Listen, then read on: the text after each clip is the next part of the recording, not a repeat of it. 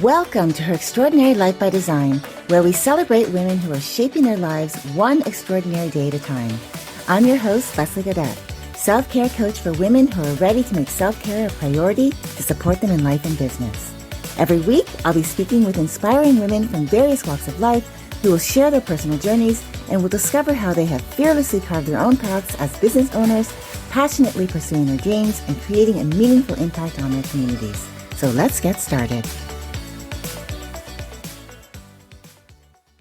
Hello, and welcome back to Extraordinary Life by Design podcast. I'm your host, Leslie Gaudet, and I want to ask you something today that I suspect you might have never actually stopped long enough to ask yourself. Whose life are you actually living? Not whose life does it look like, not whose life would other people say you have, but whose life does it actually feel like from the inside, from the place where only you have access? Because here's something I've been noticing in conversations I've had with women, as well as how I see women showing up on social media in those vulnerable moments, just looking to be seen and heard and understood, who are posting anonymously because they just don't feel safe enough to share who they actually are. What I'm noticing is that the women who look the most put together are sometimes the ones who feel the furthest from themselves. And I'm not saying that that's you, but I am asking you to sit with whether it might be. And just to be clear, this isn't about being ungrateful or about not appreciating what you've built. And it has nothing to do with how much you love the people in your life or how hard you've worked to build everything around you. It's about that realization moment, the kind that tends to arrive in the stillest of moments, when the noise finally stops long enough for you to hear it. That somewhere in the process of building this life that you're living, you lost the thread back to yourself. And what I've come to understand, and what I believe for most high achieving women, is that the disconnect doesn't happen through failure. It happens through compliance, through handing the permission to define your life over to the expectations around you, gradually and so completely that at some point, their definition of your life starts feeling like your own, like it came from you. And that's what happens when the world around you has very specific ideas about who you should be, not who you actually are. And the thing is, you're exceptional enough to meet every single one of the expectations placed on you because it's what you do. It's what you've always done through showing up for every role, every responsibility, every version of you that other people needed and expected from you, and doing it so well for so long that you stopped noticing there was a version of you underneath all of that you'd never actually designed. And what I mean by that is that the career was designed, the image was designed, the way you show up for your family, for your clients, your profession, all of it has been carefully, consistently, and impressively designed for everybody else. But your quality of life, your health, your vitality, the internal experience of being fully alive and experiencing life to the fullest, that was whatever was left over, if anything is left over. Because your life, if you've been living this way, where the expectations of the world around you have been dictating how you show up, that means that your life was never actually designed by you for you. And so today, I want to sit with what that's actually been costing you, because the cost isn't just physical or emotional or spiritual. It goes deeper than that. And it's been accumulating in ways you may not have ever noticed, because when something erodes gradually, when it happens through the accumulation of expectations met rather than through something you could point to and name, it becomes the new normal. And normal is one of the hardest things to question. So picture this. Recently, you noticed something differently about a friend.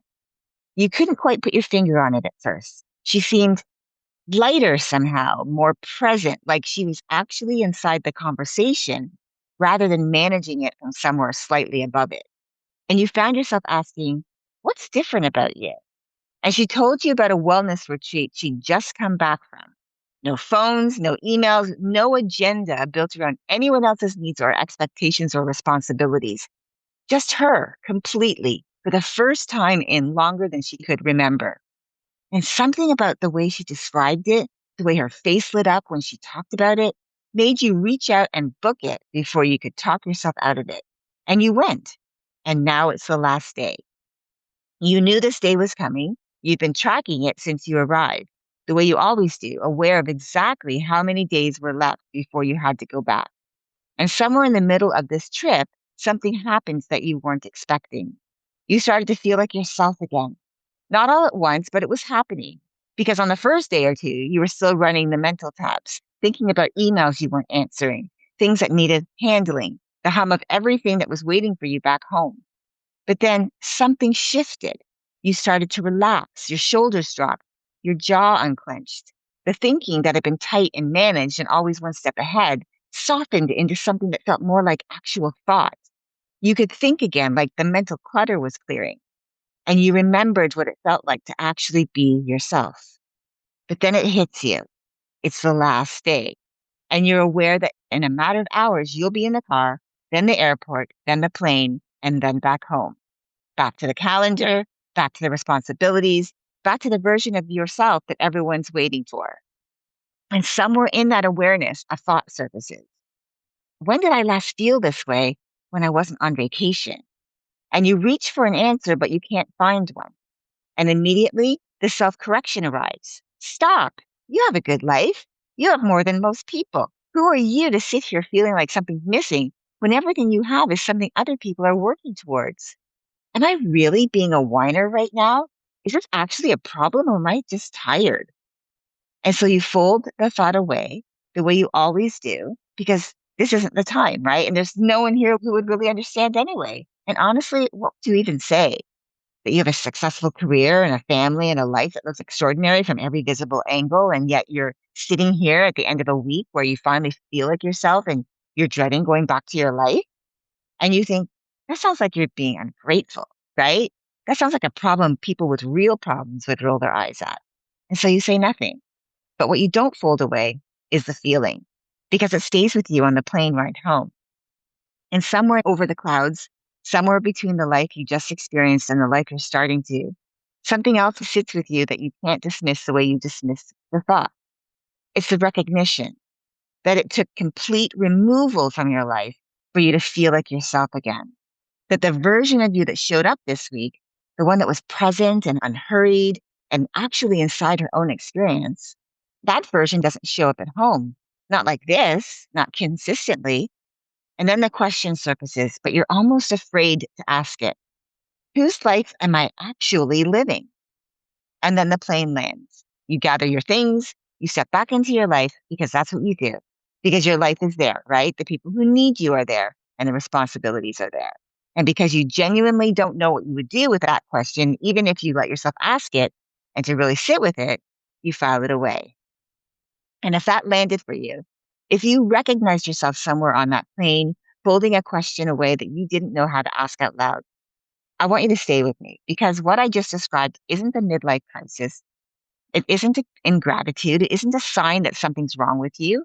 It's what happens when a woman has been paying a tax she never agreed to pay for so long that she stopped noticing the withdrawals. And today I want to look at exactly what the tax has been costing you. So here's where we're going. First, we're going to look at what identity disconnection actually looks like in a life where everything's accounted for except the woman living it. And it shows up in ways that are far more specific than most people realize, like in our body, in our emotions, in the quality of our daily life. It shows up in specific physical, emotional ways that most women have been attributing to everything else. The workload, the season, the complexity of what you're navigating, your home life, all of your responsibilities. So what I want to look at today is what's actually underneath all of that. What it feels like in your body when showing up every day is a performed version of you rather than the actual one, and why that distinction matters. And so that's where we're going first. Then we're going to go somewhere that might surprise you, because here's what most people never consider: success. Real, measurable, impressive success at meeting every expectation that has ever been placed on you, that can be the very thing that erodes your vitality, not failure, success, because every expectation met, delivered on demand, each one is a silent tax on something you didn't even know was being collected. Your zest, your aliveness, your sense that the life you're living is actually yours. And so I want to look at how that tax has been accumulating and what it's been costing in places that have nothing to do with your output and everything to do with how your life actually feels from the inside. And so that's the second lens that we're going to talk about. And then finally, I want to reframe everything and talk about intentionally designing your life by you, for you. Because here's what I believe living by design actually means. And it has nothing to do with a wellness plan or a morning routine or a new system for managing your time. It starts with a question that most women never actually stop long enough to ask. Not who do I need to be for everyone around me, but who am I actually underneath every expectation, underneath every role, underneath every version of yourself that you perform so consistently that you started to mistake it for your actual identity? Who is that woman? And what does her health and vitality actually need to sustain her life? And so that's the final place that we're going to unpack today. That's the final thing that we're going to unpack today. And it's the one I believe that opens the door to something different. So again, that's where we're going. Not the wellness conversation that you've already heard, but the identity conversation that sits underneath it. The one that asks the question most women spend their entire lives successfully avoiding. So let's talk about the pattern that's actually running in the background. Because in the story I shared a few moments ago, the pattern didn't start on the plane and it didn't start with the vacation. It started much earlier than that. It started when the thought process became one of perpetual deferral, where you started finding and buying into reasons for why living life on your terms wasn't happening yet. Where you started saying things like, once I get through this season, I'll finally have time to figure out what I actually want. Or once this project's done, once the kids are older, once things settle down, once I've proven myself here, once I've built enough, once I've earned the right to slow down and actually ask that question, then I'll figure out who I am underneath all of this and start living my life the way I want to live. But here's what I want you to notice about that pattern. The season never ends, right? Because life keeps on lifing. Life shifts, life changes shape, it presents itself with different deadlines, different demands, different justifications, but it never actually stops moving. And the version of you that you've been waiting to return to, the one who knows what she wants, who feels like herself, who moves through her life with a sense that it actually belongs to her, that version of you's still there. She's still waiting and still wondering when you're going to come back for her. And this pattern is sophisticated because it isn't just that you keep deferring the question. It's that while you've been deferring it, the world around you has been answering it for you so that every expectation you meet shapes you. Every role you step into defines you, and every environment you succeed in tells you who you need to be. And you become that woman so completely and so consistently that at some point, the performed version of you and the actual version of you has become nearly indistinguishable, even to yourself. And so that's where identity disconnection actually lives. It lives in the growing gap between the woman you present to the world and the woman you can feel yourself becoming less and less connected to. And what does that gap feel like in your body? Well, it feels like exhaustion that doesn't resolve with rest, the kind that isn't about sleep, although we all know that sleep matters, but it's more about something deeper than that, like the exhaustion of performing, of maintaining a version of yourself that requires constant management, of showing up as who everyone else needs you to be day after day with a consistency and a competence that looks effortless from the outside, but it's costing something you can't quite name from the inside. Feeling like the restlessness that arrives in the stillest of moments when the noise stops and there's nothing to respond to and nothing to manage and nothing to perform. And instead of feeling relief, you feel something closer to unease. Because in the stillness, there's that question you've been successfully avoiding. And the stillness makes it harder to avoid. It feels like the flatness that follows achievement. You know, that moment when you finally reach something that you worked toward for months or years, even the promotion, the recognition, the milestone, and you wait for the feeling you expected, the arrival, the resonance, the sense that this meant something. And instead, you feel not ungrateful, but strangely unmoved. Like the achievement belongs to the version of you that everyone else knows, not the version of you that you've been trying to find your way back to. And that vacation moment feeling, that specific, particular quality of aliveness that only seems to arrive when you're completely removed from the life you've built, tells you something you haven't been willing to fully examine. That the life you've built, impressive as it is, successful as it is, full as it looks, wasn't built around you. It was built around what was expected of you. And there's a difference, a significant one. one that you've been feeling for longer than you've been willing to admit. And that pattern's a belief, one that's been running so deep that it barely registers as a belief at all. One that says that figuring out who you actually are, what you actually want, and what you actually need to feel like this life that you're living is actually yours, that's a luxury, something available to women with fewer responsibilities, more deserving women, something you'll get to when things slow down, something that belongs to a future season of your life that keeps getting pushed further and further out on the calendar. And that tax that you're paying keeps accumulating, and the woman you've been waiting to return to keeps waiting. And all the deferring, the performing, the world answering the question of who you are while you keep waiting for the right season to ask it yourself, that has a cost. Because from the outside, the picture looks intact. Your career's impressive, your responsibilities are being managed, the version of you that everyone depends on is still showing up, still delivering, still doing what she's always done. That's exactly why this cost is so difficult to see because it doesn't show up in your output. It shows up underneath it.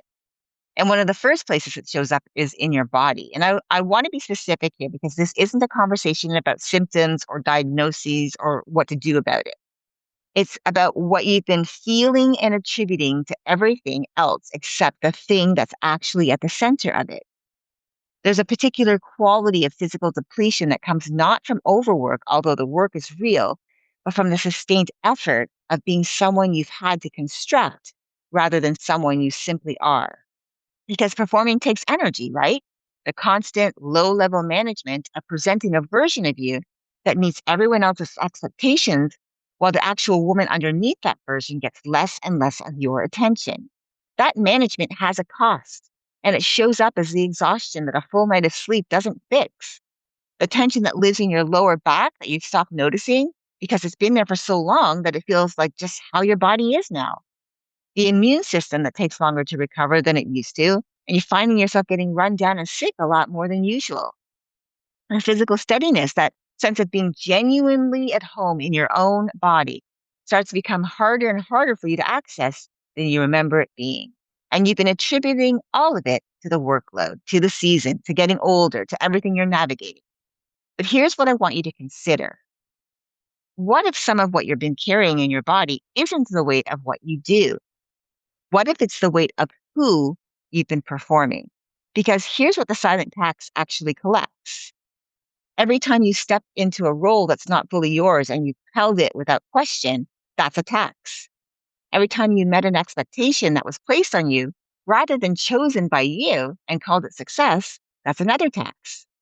Every time you shaped yourself to fit what the environment required of you and you moved further from what you actually needed, another tax that you're paying.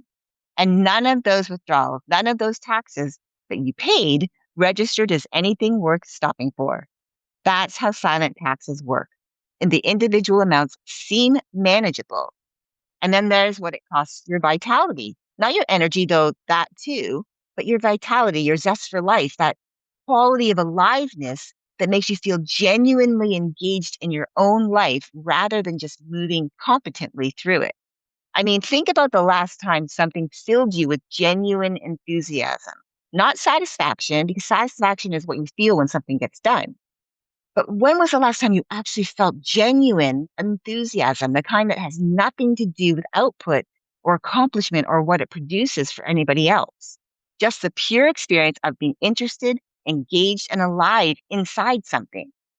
Now, if you had to reach for that memory, that's worth paying attention to because vitality, it doesn't just disappear suddenly. It erodes over time, gradually in the way that anything erodes when it's consistently being taxed without being replenished. And then there's the cost that lives in the capacity for genuine joy.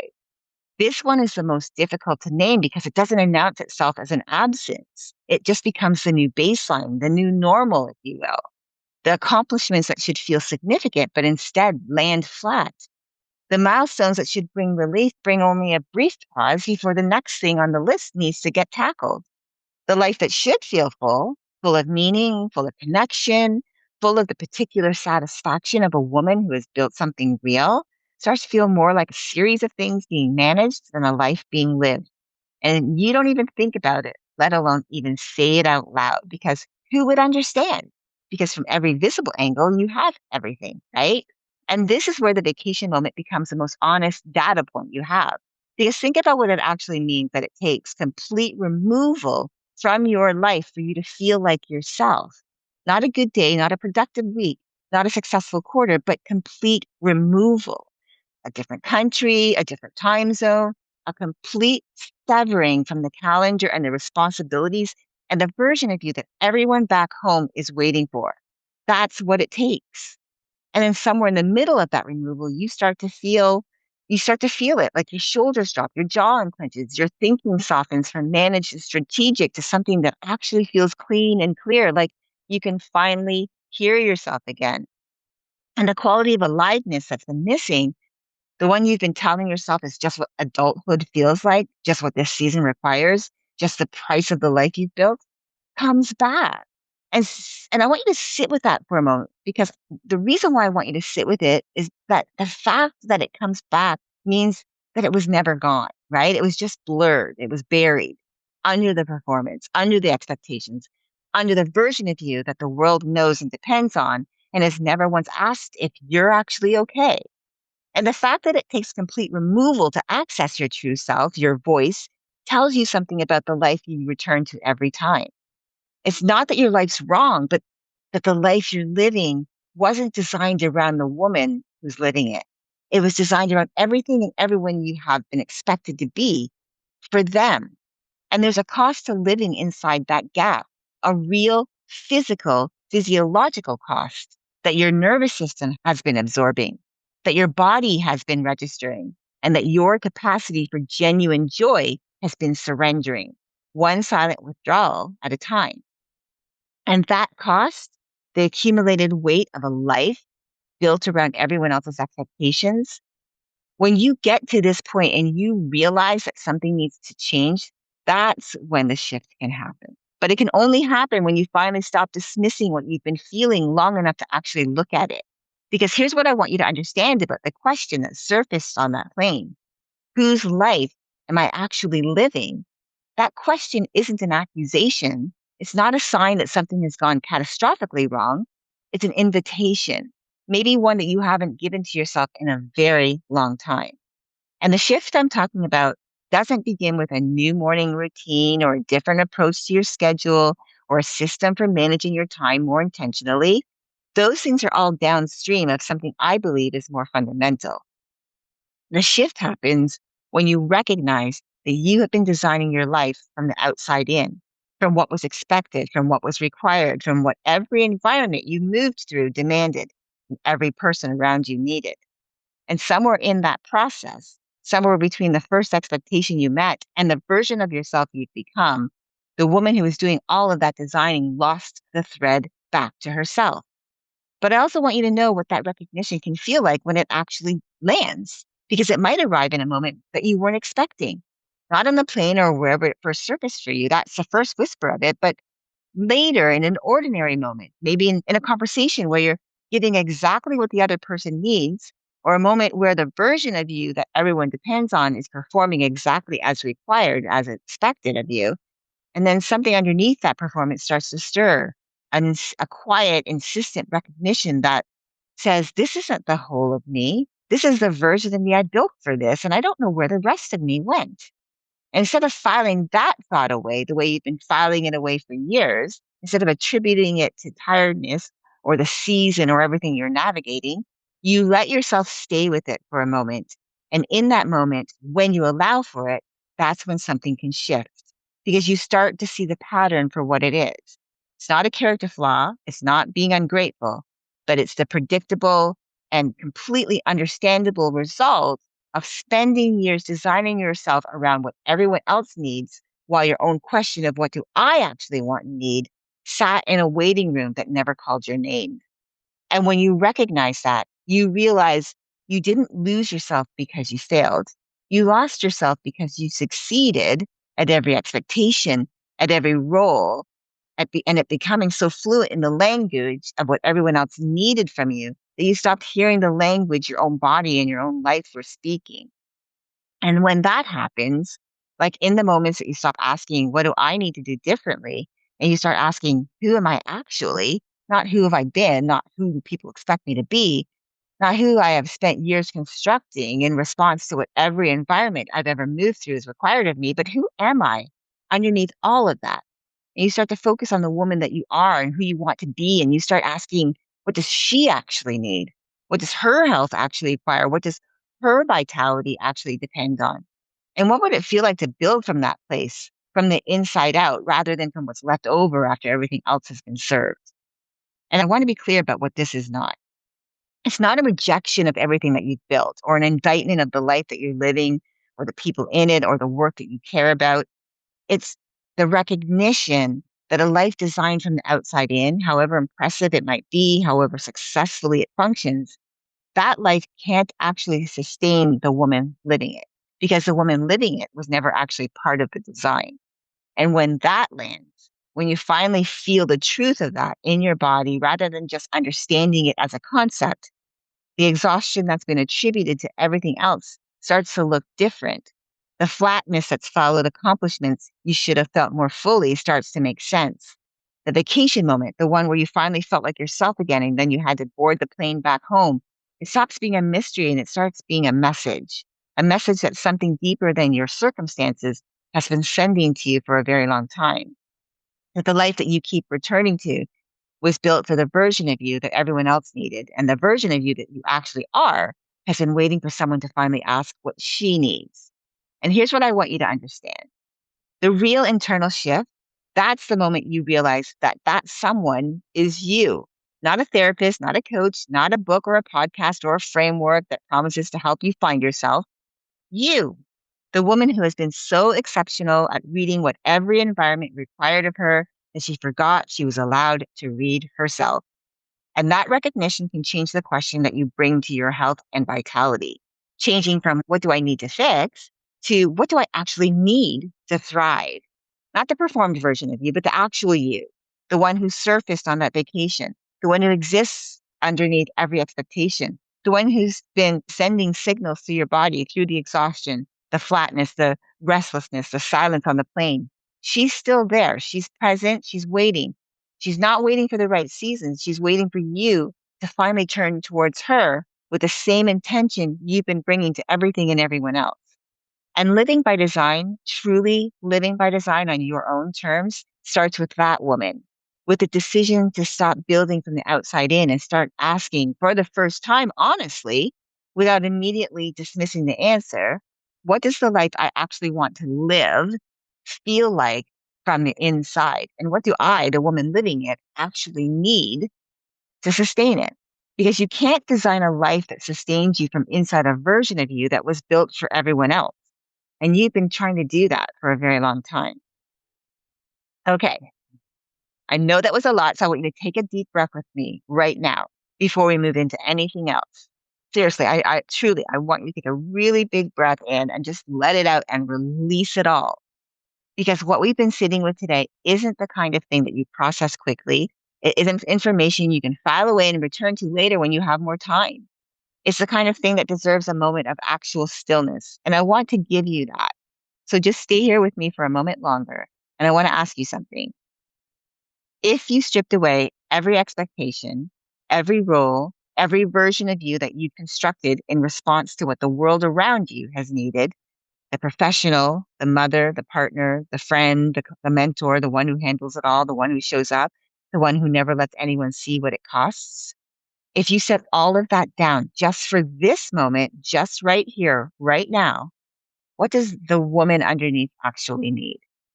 Not what you should need, not what would be reasonable to need given everything else on your plate, and not what you allow yourself to need once things slow down, but what do you actually need right now in this life that you're living, underneath everything you've been performing? And I want you to resist the instinct to make that question smaller than it is, because the first thing that'll happen, the thing that's been happening in your entire adult life, is that something will surface and then immediately get qualified. Like you'll say, I need more rest. Then you'll say, oh, but that's not realistic right now. Or you'll say, I need to feel like myself again. But then you'll come back with, oh, but I don't even know what that means anymore. Or you'll say, I need something to change. And you'll say, oh, but who am I to ask for that when I have so much? Sound familiar? And I don't want you to judge yourself for your thoughts and any feelings that may sound familiar, like what I just shared. I just want you to see it for what it is, because it's a pattern that's running, and it's still managing the question before it can be fully felt. And it's still finding a way to make your own needs negotiable before they've been named. So when you ask that question again, just ask the question, like, what do I actually need? I want you to be able to allow yourself to strip away every expectation and every rule and let your answer be real and raw and honest and true and yours. And whatever surfaces, whatever arrives before the qualifying begins, just stay with it. Not to figure out what to do with it, not to determine whether it's reasonable or realistic or something you've earned the right to want. Just let it exist without immediately making it smaller or unimportant. Because that woman, the one underneath everything that you've been performing, she's been waiting a very long time to be asked that question. And she deserves an answer. You deserve an answer that hasn't been edited before it leaves the room. And so when you think about the question we've been sitting with today, whose life am I actually living? I don't think that this is a question that most women ever really truly sit with, because there's always a voice in the back of your mind that says you're ungrateful or overreacting or simply not the kind of woman who gets to ask that question. When I think about the paralegal that I mentioned in last week's episode, the one who posted anonymously and who purposely pointed out the reason why she was posting anonymously, because there were other people in the community that she knew personally, she talked about being burned out. She couldn't sleep. She woke up every morning already worrying, even questioning whether her exhaustion was even legitimate. And then she ended her post after sharing what she was going through and how she was feeling by wishing everyone a wonderful day and reminding them how valued they are to the profession. And I realized in that moment that she was asking for something in the only way that felt safe enough for her to do that, anonymously. And she wrapped it in care for everyone else, even while she was the one who needed care.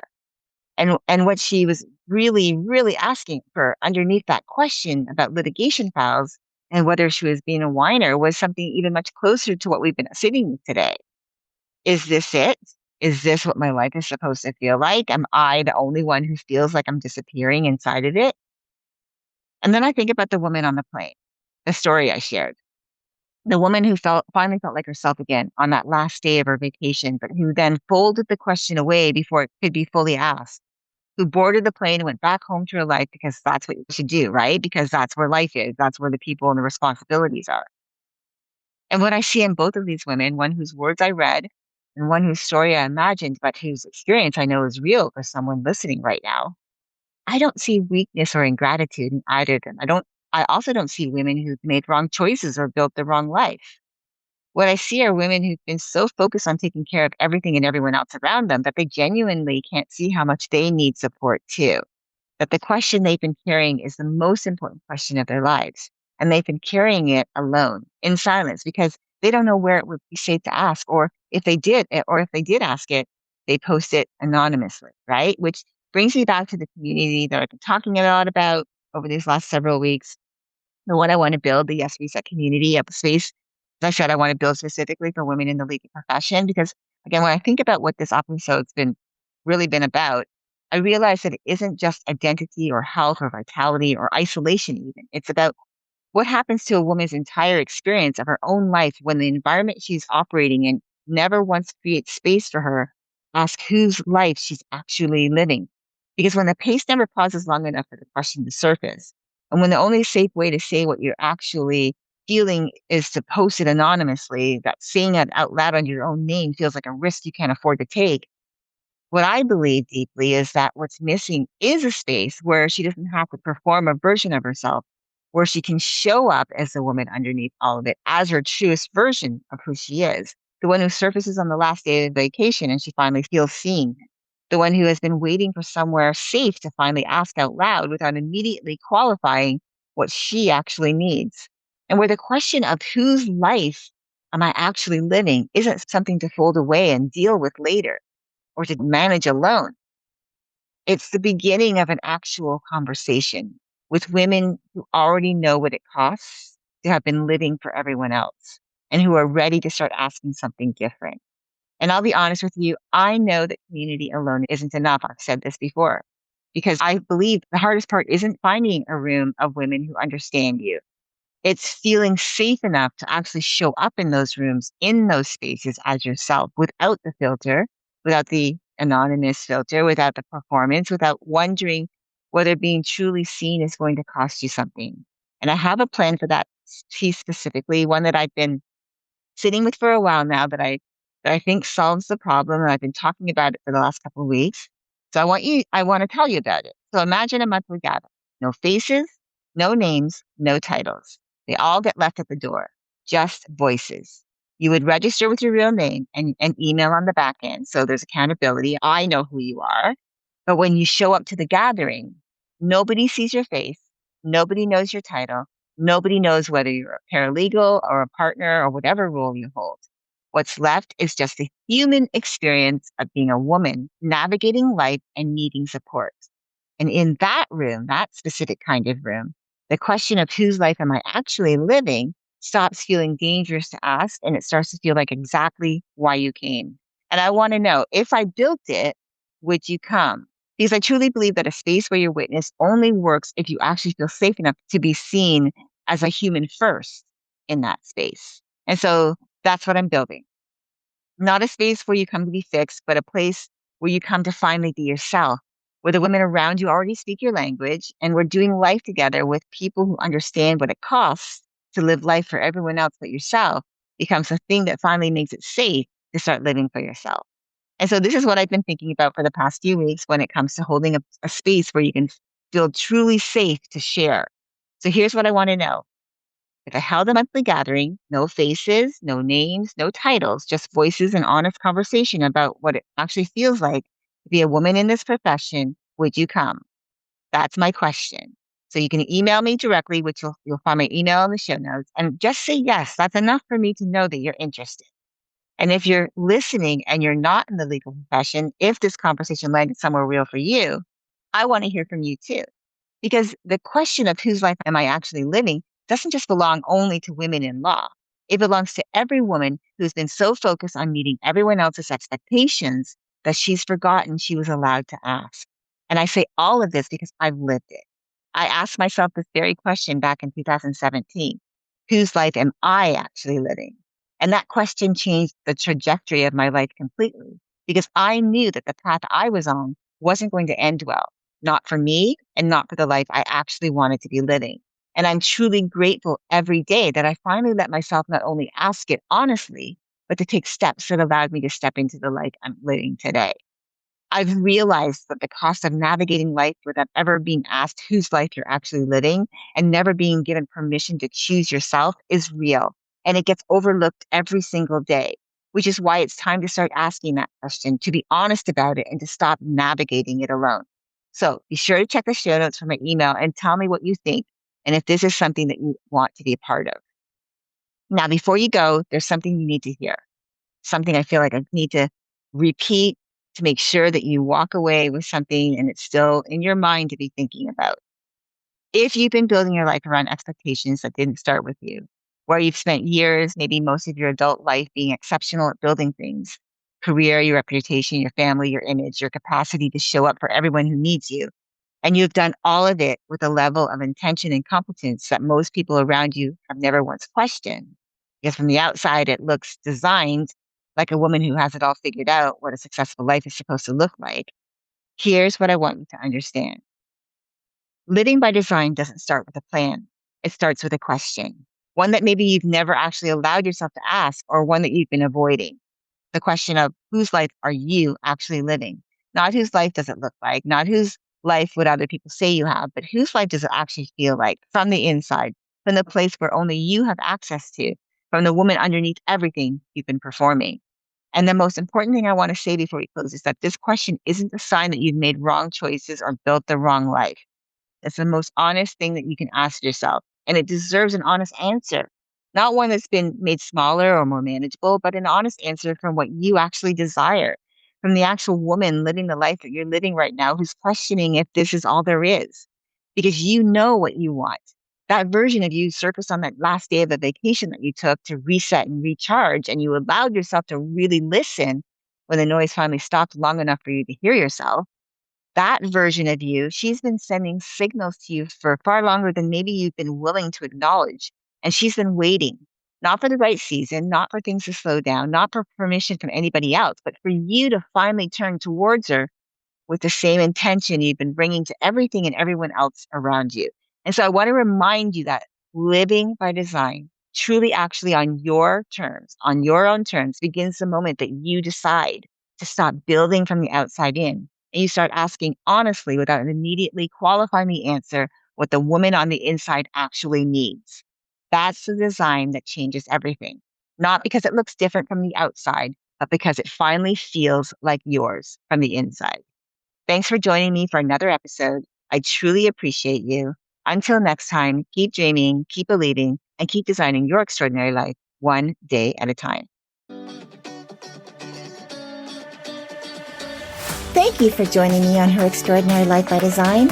I hope you've been inspired and empowered by the incredible stories shared on this show. If you enjoyed this episode and the conversations we've had, I would greatly appreciate if you could take a moment to leave a review.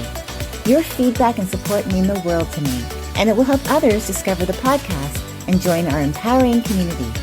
Remember to hit the subscribe button so you never miss an episode. Together, we can continue to learn from these amazing women, uncover their extraordinary journeys, and be motivated to create our own lives by design. Thank you again for tuning in. Until next time, stay empowered and keep shaping your extraordinary life one day at a time.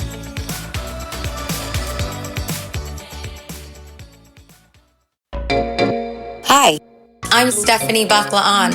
And I'm Eden Alpert. We're back with a new season of the Unapologetically Fab podcast, where we're all about living your life by your own design. From family to business to friendships, we bring on great guests to explore living with intention and passion at any age. So you fabbers, young and old, listen in as we redefine success and embrace life without apologies. Please join us on Unapologetically Fab, an Electricast production. See you there. Electricast. Hello and welcome. I'm Athan Janakis, host of podcast Cinematic Revelations. Join me as we explore cinema from the 1960s until the present, where we will consider well-known movies, discover rare, unexpected cinematic gems, but also analyse lesser films which are still of importance in film history. Our journey here is shared by industry insiders who provide their invaluable insights on cinema in all its various aspects. To find out more, be sure to listen and subscribe to Cinematic Revelations wherever you listen to podcasts. I look forward to seeing you there. Electricast. Electricast.